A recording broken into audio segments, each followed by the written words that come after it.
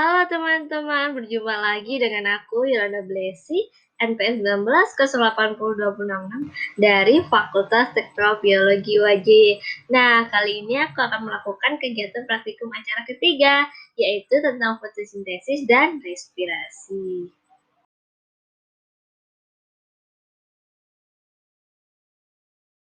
Nah, sebelumnya aku mau ngenalin apa sih itu fotosintesis. Nah, fotosintesis menurut Advinda 2018 adalah proses yang berlangsung pada tumbuhan hijau atau yang memiliki klorofil untuk mengubah energi cahaya matahari menjadi energi kimia dalam bentuk karbon organik yang berasal dari karbon dioksida dan air. Reaksi fotosintesis menurut Salisbury dan Ross tahun 1995 yaitu 6H2O plus 6CO2 dengan dibantu cahaya matahari akan menghasilkan C6H12O6 atau glukosa dan 6O2. Faktor penentu laju fotosintesis menurut Chandran tahun 2010. Yang pertama, karbon dioksida. Konsentrasi karbon dioksida yang semakin tinggi menyebabkan laju fotosintesis semakin meningkat. Yang kedua, cahaya matahari. Intensitas cahaya matahari yang semakin tinggi maka menyebabkan laju fotosintesis meningkat. Yang ketiga adalah suhu. Suhu yang meningkat akan semakin meningkat laju fotosintesisnya, tapi jika terlalu tinggi maka fotosintesis akan terhenti.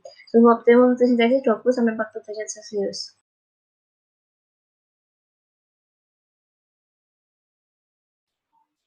Ini adalah tabel 1 hasil percobaan fotosintesis hidral versi Silata.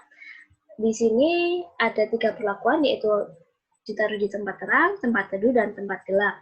Nah, pada tempat terang ini selama sejam menghasilkan 1,2 ml gelembung, lalu dan selama 2 jam menghasilkan 2 ml gelembung. Pada tempat teduh selama sejam menghasilkan 0,5 ml gelembung, dan selama 2 jam menghasilkan 1 ml gelembung. Dan pada tempat gelap selama sejam menghasilkan 0,1 ml gelembung, dan selama 2 jam menghasilkan 0,2 ml gelembung. Hasil fotosintesis hidra verticillata menunjukkan bahwa di tempat teduh menghasilkan banyak gelembung daripada di tempat teduh atau gelap. Hal ini dipengaruhi oleh intensitas cahaya matahari. Hal ini sesuai dengan Pupitasari DKK tahun 2020 bahwa intensitas cahaya matahari mempengaruhi laju fotosintesis, di mana jika intensitas cahaya matahari meningkat, maka laju fotosintesis juga semakin meningkat. Sehingga banyak oksigen yang dihasilkan yang ditandai dengan munculnya banyak gelembung. Sedangkan jika intensitas cahaya rendah, maka tumbuhan tidak dapat melakukan proses fotosintesis dengan sempurna, sehingga jumlah gelembung yang dihasilkan sedikit.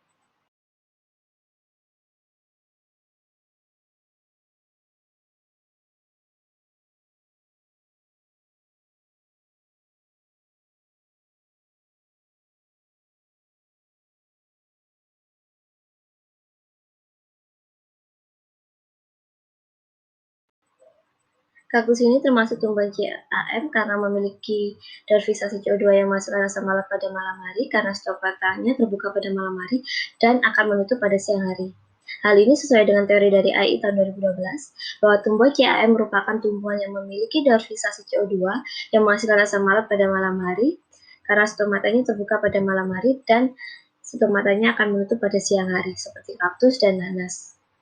Lalu untuk jagung dan tebu termasuk tumbuhan C4 karena mengubah CO2 menjadi senyawa berkarbon 4 yaitu asam oksaloasetat yang kemudian diubah menjadi asam aspartat dan asam malat.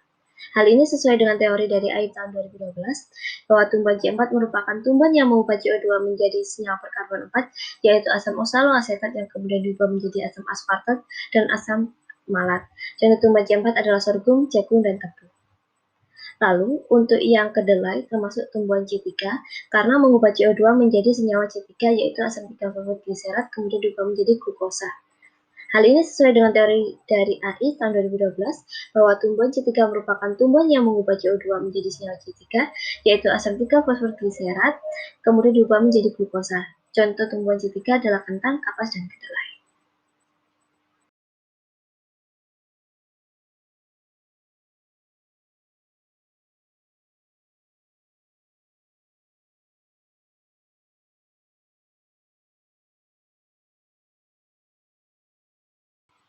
Daun singkong memiliki warna daun hijau karena mengandung klorofil. Hal ini sesuai dengan teori dari Ramawati dan Ramdanawati tahun 2020 bahwa daun singkong mengandung klorofil yang merupakan pigmen warna hijau sehingga warna daun singkong berwarna hijau. Lalu untuk daun miyana memiliki warna daun ungu kemerahan karena mengandung antosianin. Hal ini sesuai dengan teori dari Puspita DKK tahun 2018 bahwa daun miyana memiliki warna daun ungu kemerahan karena mengandung antosianin yang merupakan pigmen berwarna merah yang dapat digunakan sebagai pewarna alami. Lalu, purin kuning memiliki warna daun kuning karena memiliki kandungan karotenoid. Hal ini sesuai dengan teori dari Andreas Tuti DKK tahun 2015 bahwa purin kuning memiliki kandungan karotenoid yang tinggi yang merupakan pigmen berwarna kuning sehingga warna daunnya kuning. Praktikum acara ketiga ini juga membahas tentang respirasi. Nah, apa sih respirasi? Respirasi menurut Campbell DKK tahun 2006 adalah proses penyerapan oksigen dan pelepasan karbon dioksida serta energi yang digunakan untuk mempertahankan reaksi metabolisme dan reaksi lainnya di dalam jaringan. Nah, macam-macam respirasi menurut Campbell DKK tahun 2006 ini ada dua, yaitu respirasi aerob menggunakan oksigen dan respirasi anaerob tanpa oksigen.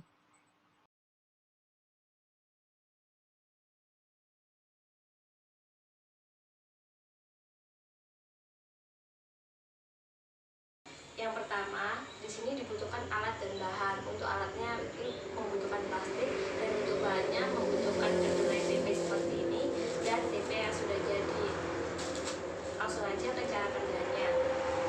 Tempe dan kedelai yang sudah jadi, kedelai ini dimasukkan ke dalam plastik. Tapi karena tempe dan kedelainya ini sudah berada di dalam plastik, langsung aja kedelai tempe dan tempe yang sudah jadi ini diamati selama 2 hari, diamati perubahan suhunya dan suhunya dicatat.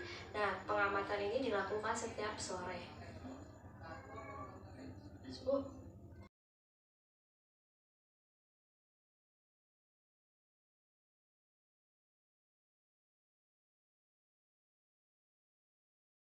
Pada tempe jadi tidak ada peningkatan suhu dan sedangkan pada tempe belum jadi ada peningkatan suhu yaitu dari hangat ke panas dan ditandai dengan adanya jamur berwarna putih.